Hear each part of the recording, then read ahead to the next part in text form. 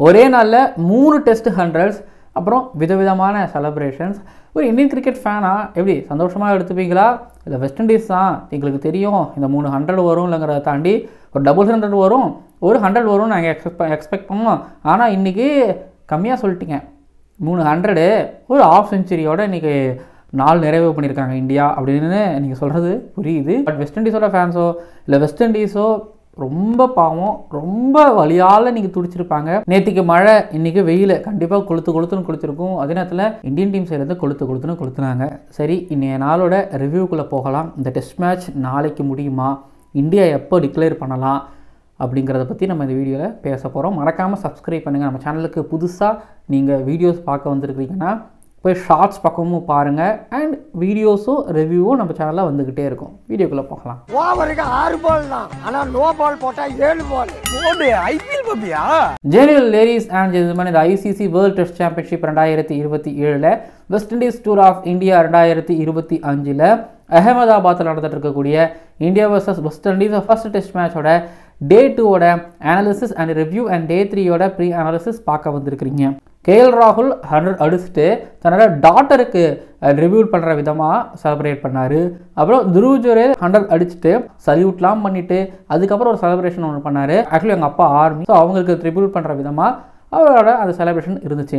அதுக்கப்புறமா ரவீந்திர ஜடேஜா வழக்கமாக ஒரு 100 அடித்தாருன்னா அவரோட அந்த ஸ்வால் செலிப்ரேஷனை தொடர்ந்தார். இந்த 3 செலிப்ரேஷனில் எந்த செலிப்ரேஷன் உங்களுக்கு பிடிச்சிருந்தது? கேஎல் ராகுலோட அவரோட குழந்தைக்காக செய்த அந்த செலிப்ரேஷனா, அப்பாவுக்காக, ஆர்மிக்காக துருவ் ஜுரேல் பண்ண செலிப்ரேஷன் உங்களுக்கு பிடிச்சிருந்துச்சா, வழக்கமாக என் தலைவன் ஜடேஜா பண்ண செலிப்ரேஷன் உங்களுக்கு பிடிச்சிருந்ததா? கீழே வந்து கமெண்ட் பண்ணுங்கள். அப்புறம் இந்த 3 செலிப்ரேஷன் சொன்னதுக்கான காரணம் நீங்கள் 3 100 அடிச்சிருக்காங்கிறத பதிவு பண்ணுறேன் இந்தியன் டீம்ஸ்லேருந்து. ஆக்சுவலி இன்றைக்கி வந்து பார்த்தீங்கன்னா நீங்கள் சுப்மன் கில் வந்து ஒரு அமைதி போராட்டம் ஒரு 50ஓட நின்று முடிஞ்சிச்சு. இப்போ இன்னொரு பக்கம் கேஎல் ராகுலும் அதே தான். கேஎல் ராகுலும் 100லேருந்து 100 எடுத்துகிட்டு போயிருப்பார் அப்படிங்கிற மாதிரி தான் எக்ஸ்பெக்ட் பண்ணோம். பட் ஆனால் அவருமே வந்து பார்த்திங்க அப்படின்னா கொஞ்சம் சீப்பாக அவுட் ஆனார்னு சொல்லாமா, அவரும் துருவ் ஜுரேல் அவங்க எல்லாமே நம்ம அப்படி சொல்லலாம். ஸோ நேற்றுலேருந்து இல்லை பொதுவாகவே கேஎல் ராகுல் இப்போது சாந்த சுரூபியாக ஆகிட்டார். அவர்கிட்ட வந்து அந்த காம்னஸ் அப்படிங்கிறது வந்து பார்த்திங்க அப்படின்னா அவரோட மனசு, மூளை, உடம்பு முழுக்க இப்போ பேட்டு கை எல்லாத்துலேயும் வந்து பார்த்தீங்கன்னா அந்த காம்னஸை ஒரு மாதிரி போதை மாதிரி வச்சுருக்கிறாரு. இன்ஜெக்ட் பண்ணியோ குளுக்கோஸ் போட்டோ வச்சு இருக்கிறாரு. ஸோ அந்த பொறுமையின் மூலமாக அதனால தான் அவரோட கன்சிஸ்டண்ட்டாக ஆடவும் முடியுது. ஒரு மாதிரி பேஸ் போட்டால் அதை வந்து அப்படியே ஒன்றும் இல்லை, லைட்டாக ஸ்லைஸ் பண்ணுற மாதிரி கட் பண்ணுற மாதிரி தேர்மலில் ஒன்று ஆடுறதுங்கிறது ஒரு பக்கம்னா, ஸ்பின்னர்ஸ் போட்டாங்கன்னா ஸ்வீப் ரிவர்ஸ் ஸ்வீப் ஆடாமலும் இல்லை. ஸோ ஒரு மாதிரி என்ன சொல்கிறதுனா வெஸ்ட் இண்டீஸோட பவுலிங் நல்லா இருக்கிற அளவுக்கு கேஎல் ராகுலோட இந்த காம்னஸ் அப்படிங்கிறது இருக்கும். ஏன்னா அவர் வந்து தேவையில்லாமல் ரஷ் பண்ணலை, தேவையில்லாமல் ஓடலை. நான் டெஸ்ட் கிரிக்கெட் ஆடுறேன், டெஸ்ட் கிரிக்கெட் இந்த ஈரால் எல்லாரும் ஆடுறது இருக்கட்டும், பட் நான் இப்போ இப்படி ஆடப்போகிறேன். ஒரு கேன் வில்லியம்சன்லாம் வந்து இந்த டெஸ்ட் கிரிக்கெட் ஆக்சுவலி ரூட்டு தடா அப்படின்னு அடித்து ஆடுவார், ஓகேங்களா. ஆனால் ஒரு மாதிரியே கேஎல் ராகுல்கிட்டையும் ஒரு வில்லியம்சன்கிட்டையும் அந்த காம்னஸ் இருக்கும். ஸோ அதை நீங்கள் பார்க்க முடியுது. கேஎல் ராகுல் வந்து டெஸ்ட் கிரிக்கெட்டிலேருந்து அவர்கிட்டருந்து ஒரு அமைதியை பார்க்க முடியுதுங்கிறது ஒரு பக்கம். அப்படின்னா இன்னொரு பக்கம் வந்து பார்த்திங்க அப்படின்னா துருவ் ஜுரேலோட வேகான் வீல் நீங்கள் எடுத்து பார்த்தீங்க அப்படின்னா 2 பக்கமும் இருக்கும். இங்கெல்லாம் 2 பக்கமாக ஆடக்கூடிய ஷார்ட்ஸ் வச்சுருப்பாரு. ஃபாஸ்ட் பால்ஸ் போட்டால் தேர்ட் மேலே ஸ்லைஸ் பண்ணுறது, லைக் அவர் ஃபாஸ்ட் பாலர்ஸ் ஆடுறத பார்க்கும்போது அப்படியே கேஎல் ராகுல் ஏதோ ஃபாஸ்ட் பால்ஸ் ஆடுற மாதிரி இருக்கும். என்ன கேஎல் ராகுலை விட ஒரு அதிகமான பவுண்டரிஸ் ரேஷியோ அதிகமாக வச்சுருப்பாரு இல்லைங்களா. ஸோ தேர்மலை ஸ்லைஸ் பண்ணுறது, கட் பண்ணுறது அப்படிங்கிறது ஒரு பக்கம். அப்படின்னா நேராக ஸ்ட்ரைட் பேட் ஆடுறது, ஸ்டெம்புக்கு வருதா அதை நேராக ஆடுவார், ஸ்டெம்புக்கு மேலே வருதா அதை புல்ல ஆடுறது அப்படிங்கிறது ஒரு பக்கம். புல்ல ஆடலை, பட் நான் சொல்கிறேன் அவர்கிட்ட இருக்கக்கூடிய இந்த டெக்னிக்னா, நான் வந்து ஒரு டெஸ்ட் கிரிக்கெட்டில் முதல்ல ஆட வந்ததுலேருந்து நான் டெஸ்ட்டு அவர் எப்படி ஆடுறாருன்னு பார்க்கும்போது ஒரு ஸ்பெஷலிஸ்ட்டு ஒரு பேட்டராக நீங்கள் அவரை ஆட வைக்கலாம். அப்படி தான் இருக்குது அவரோட டெக்னிக். ஸ்பின்னருக்கு அகேன்ஸ்டாக ஸ்வீப்பு, ட்ரைவு, ஸ்பின்னர்ஸை மேக்ஸிமம் ஆஃப் த பிளேஸஸ் வந்து பார்த்திங்க அப்படின்னா ஃபாஸ்ட் பாலர்ஸ்லையும் டவுன் த லெக் சைடு அடிச்சிருப்பாரு, ஸ்பின்னர்ஸ்லேயும் அந்த மிடுவிகிலேருந்து ஸ்கொயர் லெக் முழுக்க அவர் அடிச்சிருக்கிறாரு. அப்படிங்கும்போது ஸோ அவர் 2 பக்கமும் ஆப்ரேட் பண்ணுறாரு, பவுலர்ஸில் 2 பக்கமும் அவர் அடிக்கிறாரு. அப்படிங்கும்போது சரி இங்கே பாருங்கள், ஹோமில் அவரோட டெக்னிக் டவுட்டே கிடையாது, அன்டவுட்டபிளி அப்படிங்கிற மாதிரி இருந்துக்கிட்டு இருக்கு. இப்போ சாய் சுதர்ஷன் ஒரு பக்கம் தடுமாறுறாரு அப்படின்னா, நிதிஷ்குமார் ரெட்டி எங்களுக்கு எக்ஸ்ட்ராவோ ஒரு ஆல்ரவுண்டர் தேவை, எக்ஸ்ட்ரா ஒரு பேட்டரி வேணும்னா அது ஏன் சாய் சுதர்ஷன் மேபி உட்கார வச்சுட்டு துருவ் ஜுரேல் போடுறதுக்கு வாய்ப்பு இருக்குது. நிதிஷ்குமார் ரெட்டி உள்ள வேணாம் அப்படின்னா ஸோ மேபி வந்து பார்த்திங்க அப்படின்னா எஸ் அஃப்கோர்ஸ் துருவ் ஜுரேல் தான். ஸோ ஸ்குவாடில் கண்டிப்பாக துருவ் ஜுரேலுக்கு இடம் இருக்கும். ஏன்னா இன்றைக்கி அவர் அடித்த அந்த 100+ இன்றைக்கி அவர் 100 அடித்த அந்த ஷார்ட்ஸ் ரன்ஸுங்கிறத தாண்டி அவர் எப்படி ஆடுறாரு அப்படிங்கிறது தான். எங்கள் இடத்துலையுமே எந்த இடத்துலையுமே ஒரு மாதிரி பிசுறு தட்டவே இல்லை. மொதல் 20-25 பால் வந்து பார்த்தீங்கன்னா ரொம்ப டோன் செட் பண்ணிட்டாரு. ஜடேஜா வந்ததுக்கப்புறம் ஒரு பார்ட்னர்ஷிப் அமைஞ்சதுக்கப்புறம் அதுக்கப்புறம் அவர் தட்டல் அவர் அடிக்க ஆரம்பிச்சாருங்கிறது ஒரு பக்கம்னா சாலிடாக ஆடினார். ஸோ அதனால் வந்து பார்த்தீங்க அப்படின்னா நிதிஷ்குமார் ரெட்டி, துருவ் ஜுரேல் 2 பேரும் சேர்ந்து ஆடிட்டு எஸ் அஃப்கோர்ஸ் சாய் சுதர்ஷனை வெளியில் உட்கார வைக்கிறதுக்கு வாய்ப்பு இருந்துகிட்டு இருக்கு. ஏன்னா ரிஷப் பண்ட் உள்ளே வந்துட்டாருன்னா இதுதானே நடக்கும். ஸோ இப்போ நடக்கக்கூடிய அந்த காம்படிஷனில் துருவ் ஜுரேலோட கை ஓங்கி இருக்குது. ஏன்னா துருவ் ஜுரேல் வந்து இந்த அண்டர் மட்டும் இல்லாமல் அவர் எல்லா பொசிஷன்லையும் ஆடி காட்டுறாரு அப்படிங்கிறதும் அவரோட ஒரு ஸ்பெஷாலிட்டி. ஸோ விக்கெட் கீப்பராக மட்டும் இல்லாமல் நீங்கள் ஒரு ஸ்பெஷலிஸ்ட் பேட்டராகவும் துருவ் ஜுரேல் ஆட வைக்கலாங்கிற மாதிரியான ஒரு கேரண்டீடு ஒரு கிரிக்கெட்டை இன்றைக்கி ஆடி காமிச்சிருக்கிறாரு. ஸோ ப்ரெஷரே கிடையாது யாருக்கு. இப்போ சாய் சுதர்ஷனும் இங்கே ப்ரெஷர் கிடையாது, துருவ் ஜுரேலுக்கும் ப்ரெஷர் கிடையாது. ஆனால் இந்த பொசிஷனில் அவர் ஆடி காமிச்சிட்டாரு. ஸோ துருவ் ஜுரேல் எல்லாரோடையும் இப்போ ரேஸில் லீடில் இருக்காருங்கிறதையும் நான் தெரிவிச்சுக்கிறேங்க. அது ஒரு பக்கம்னா இன்னொரு பக்கம் சார் ரவீந்திர ஜடேஜா இன்னைக்கு வந்து இந்தியா என்ன 286 லீடில் இருக்காங்களா? ஸோ இன்னைக்கு 286 லீடில் இருக்கிறாங்க. ஐ மீன் நான் இன்னைக்கு ஒரு 40 ரன் 50 ரன் லீடில் இல்லை ஒரு 80 ரன் லீடில் இந்தியா இருக்காங்கன்னா அதுக்கு காரணம் ரவீந்திர ஜடேஜா. வேற யாரும் வந்திருந்தாலும் இந்த அளவுக்கு ஸ்கோர் லீடு வந்திருக்குமான்னு எனக்கு தெரியாது. ஏன்னா இவர் வேரிக்கன் அடித்த விதம், வேரிக்கனை மட்டுமே 5 சிக்ஸஸ் அடிச்சிருப்பாரு. நேற்று சொல்லியிருந்திருப்பேன் சீல்ஸ் நல்லா போடுறாரு, சேஸ் நல்லா போடுறாரு, வேரிக்கனும் ஓகே ஓரளவு நல்லா போட்டுட்டு இருக்காருன்னு சொல்லியிருந்தேன். ஆனால் இன்றைக்கி வேரிக்கனை மட்டும் விட்டு 5 சிக்ஸு 2 4 ஆக மொத்தத்தில் வந்து பார்த்திங்க அப்படின்னா 38 ரன்னு. ஸோ இவர் அடித்த உடனே வந்து பார்த்திங்க அப்படின்னா இன்னொரு பக்கத்தில் துருவ் ஜுரேல் ஒரு அட்டாக் ஒன்று கிடைக்குது. ரோஸ்டன் சேஸையும் ஒரு அடிக்கிறாரு. ஸோ சீல்ஸ் வந்து காமாக அப்படி போகிறாங்க. கிரீஸையும் சில நேரத்தில் வந்து துருவ் ஜுரேல் அடிக்கவும் செய்கிறாரு. இன்னொரு பக்கம் லைன் போடும்போது துருவ் ஜுரேல் அடிக்கிறாரு. நான் ஸ்பின்னர்ஸை பார்த்துக்கிறேன்னு சொல்லிட்டு இவர் ஒரு பக்கம் வந்து பார்த்தீங்கன்னா மாங்குன்னு ஸ்டெப் டவுன் பண்ணி துருவ் ஜுரேல் ஸ்டெப் டவுன் பண்ணி ஆனார். பட் ஜடேஜா ஸ்டெப் டவுன் பண்ணி ஏன்னா அந்த ரஃப் பேட்ச், அதாவது என்னடா நிற்கவே மாட்டானேங்கிற மாதிரி ஒரு பக்கம் இருக்கலாம். ஏன்னா டிரைவ் லெங்க்த்தில் போட்டாதே அந்த ரஃப் பேட்சில் ஏதாவது வரும் போகுங்கிற பிரச்சனை இருக்கும். ஸோ அந்த ரஃப்பில் நான் உங்களை போட வைக்க மாட்டேன், டிரைவ் லெங்க்த்தில் போட வைக்க மாட்டேன், முன்னாடி போடப்போ நான் ஸ்டெப் டவுன் பண்ணி அடுப்பேன், ஷார்ட்டாக போட வச்சிங்கன்னா உங்களுக்கு என்னால் சிங்கிள்ஸ் டபுள்ஸ் எடுக்க முடியும்னு சொல்லி ஸோ ஃபீல்டர்ஸை கலைச்சாரு. அவங்கள பேனுக்குள்ளே உள்ளுக்குள்ளே போயிட்டு செதற விட்டு செம்ம அடித்தார் ரவீந்திர ஜடேஜா.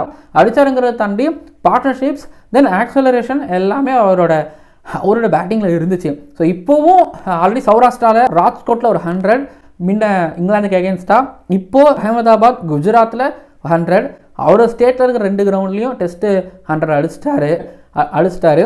தென் ஓவர்சீஸில் கேக் வாக் அவரை பொறுத்த வரைக்கும் 100 தான் அடிக்கலை சில இடங்களில்.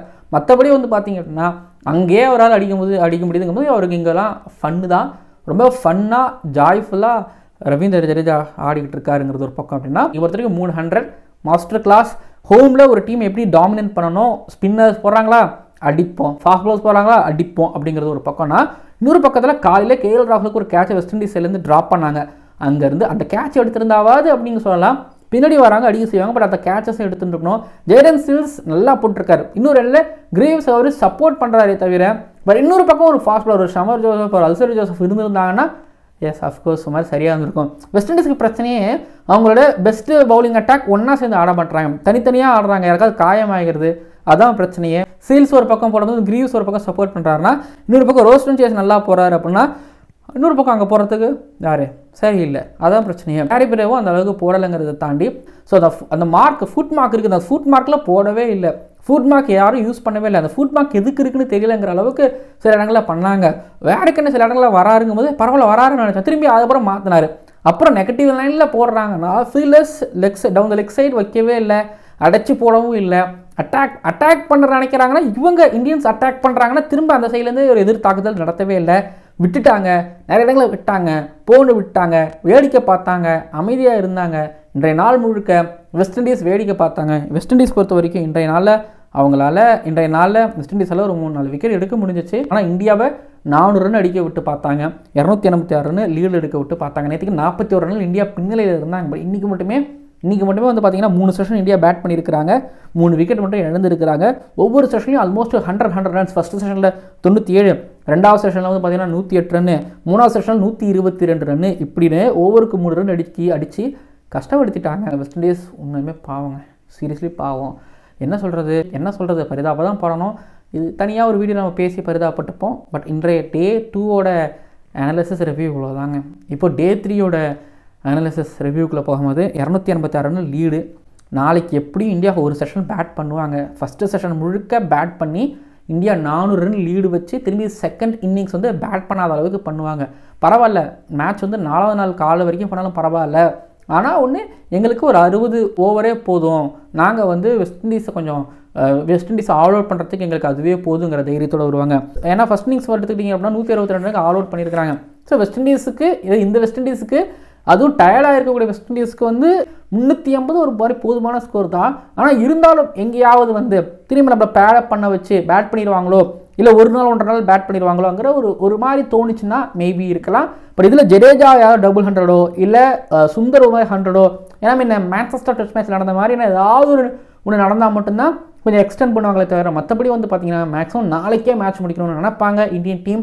இல்லை 3 நாள் வந்தால் பரவாயில்ல அப்படின்னு நாளைக்கு எப்படியும் எனக்கு தெரிஞ்சு இந்தியா ஃபஸ்ட்டு செஷன் வரைக்கும் பேட் பண்ணுவாங்க. அது ரெடியாக இல்லாமல் இனிஷியலாக கொஞ்சம் போனாங்க, அதுக்கப்புறம் பெருசாக எடுத்துகிட்டு போவாங்க நான் எக்ஸ்பெக்ட் பண்ணுறேன். அண்ட் இதில் நம்ம டாக்டிக்கலாக பெருசாக பேசுகிறதுக்கு எதுவும் இல்லை.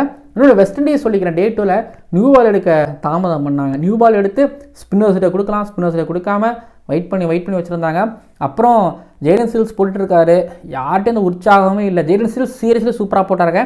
வேரிக்கினஸ் இடங்களை மெயிடன் போட்டார், சீல்ஸ் இடங்களை மெயிடன் போட்டார். பட் எந்த இடத்துலையும் ஒரு உற்சாகம் பண்ணவும் இல்லை, தனித்தனியாக இருந்தாங்க. சேஸ் வந்து பேசவும் இல்லை, டேரன் சாமி இருக்காரா இல்லையான்னு தெரியலங்கிற அளவுக்கு தான் இருந்துச்சு இன்றைய நாள் பொறுத்த வரைக்கும் இல்லாமல் ஓவராலாகவே. சரி ஓகேங்க, இப்போது டே 3ல் இந்தியா ஜெயிக்கலாம் வாய்ப்பு இருக்குது. இல்லைனா மேபி டே எக்ஸ்டெண்ட் பண்ணுறாங்க, எக்ஸ்ட்ரா 10 ஓவர்ஸ் ஆக்குறாங்க, 60 ஓவர் இல்லாமல் 70 ஓவராக கொடுக்குறாங்க அப்படின்னா நாளைக்கு அது டே 3யோடவே இந்த டெஸ்ட் மேட்ச் முடிகிறதுக்கான வாய்ப்புகள் இருக்குது அப்படின்னு நான் சொல்லிக்கிறேன். அப்புறம் அகமதாபாத்தில் கூட்டம் வர டிசப்பாயின்ட் பண்ணால், அகமதாபாத்தில் கூட்டம் வந்தால் தான் பெருசு. நான் எப்படி சொல்கிறேன், டெஸ்ட்டுக்கு அகமதாபாத்தில் கூட்டம் வந்தால் தான் பெருசு, அதை நான் சொல்லிக்கிறேன். இது உடனே எல்லாருமே வந்து அகமதாபாத்தில் கூட்டம் இல்லை, டிசப்பாயின்மெண்ட் போங்க சார் அப்படிங்கிறப்ப தான் எனக்கு தோணுது. சரி, வீடியோ நிறைவடைகிறது. மறக்காமல் சப்ஸ்கிரைப் பண்ணுங்கள், பக்கத்தில் பெல் ஐக்கனை கிளிக் பண்ணுங்கள்.